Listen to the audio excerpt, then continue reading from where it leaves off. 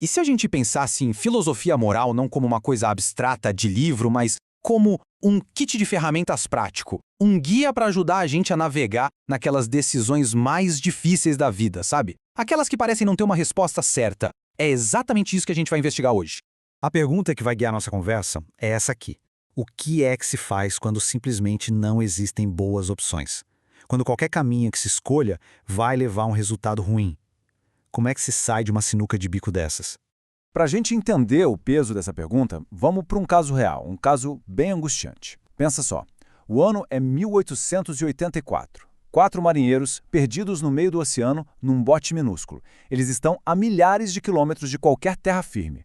Sem comida, sem água potável, o desespero é total. E para piorar, o mais novo deles, um garoto, um grumete órfão, está muito doente.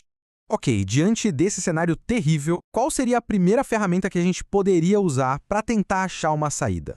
Bom, uma delas foca totalmente no resultado, na busca pelo maior bem para o maior número de pessoas. Vamos conhecer o utilitarismo. A ideia do utilitarismo é, na teoria, bem direta. A ação moralmente correta é aquela que vai trazer as melhores consequências no geral. O foco está todo no resultado, no que vai acontecer depois. A pergunta aqui é, qual decisão vai gerar mais bem-estar e menos sofrimento para o maior número de pessoas envolvidas? É uma matemática do bem-estar, por assim dizer. Mas, é importante saber que o utilitarismo não é uma coisa só, tá? Um dos pioneiros, Jeremy Bentham, pensava só na quantidade de prazer. Para ele, todo prazer era igual. Mas aí veio John Stuart Mill e deu uma refinada na teoria. Ele disse, espera aí, a qualidade do prazer também importa. Como ele mesmo falou naquela famosa frase, alguns prazeres são simplesmente melhores, mais valiosos que outros. E essa lógica de cálculo foi usada na vida real de formas bem chocantes. Olha só o famoso caso do Ford Pinto. A Ford fez uma análise de custo-benefício e chegou à conclusão de que saía mais barato pagar indenizações por mortes e ferimentos do que consertar um defeito de fábrica em milhões de carros. Eles literalmente colocaram preço na vida humana e decidiram que não valia a pena. Isso deixa a gente com uma pulga atrás da orelha, né? Colocar um preço na vida soa fundamentalmente errado. E se existirem ações que são erradas por si mesmas, não importa o resultado que elas produzam? É essa pergunta que nos leva direto para a nossa segunda ferramenta.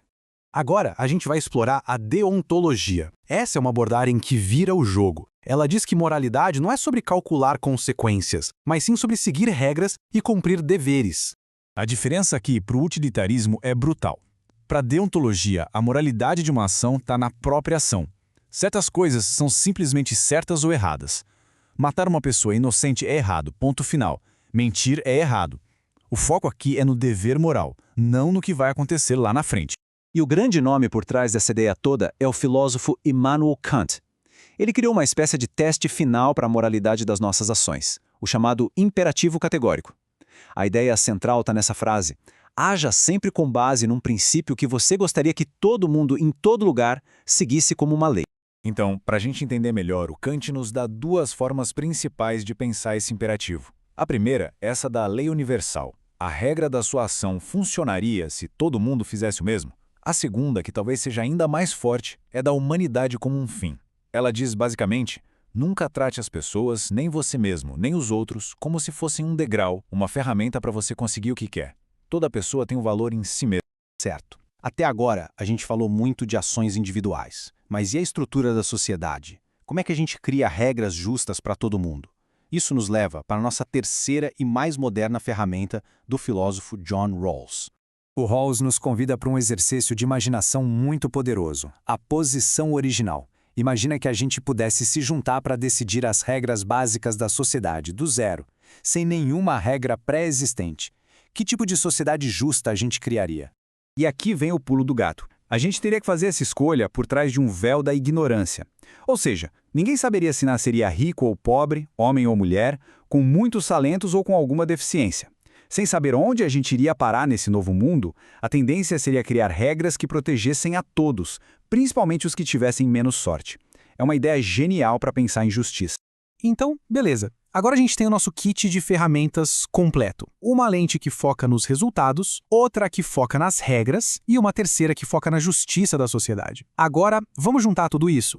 Antes de aplicar as ferramentas, só um ponto importante para a gente saber em que campo a gente está. Todas essas teorias fazem parte da ética normativa. É um campo que tenta dizer como as pessoas deveriam agir.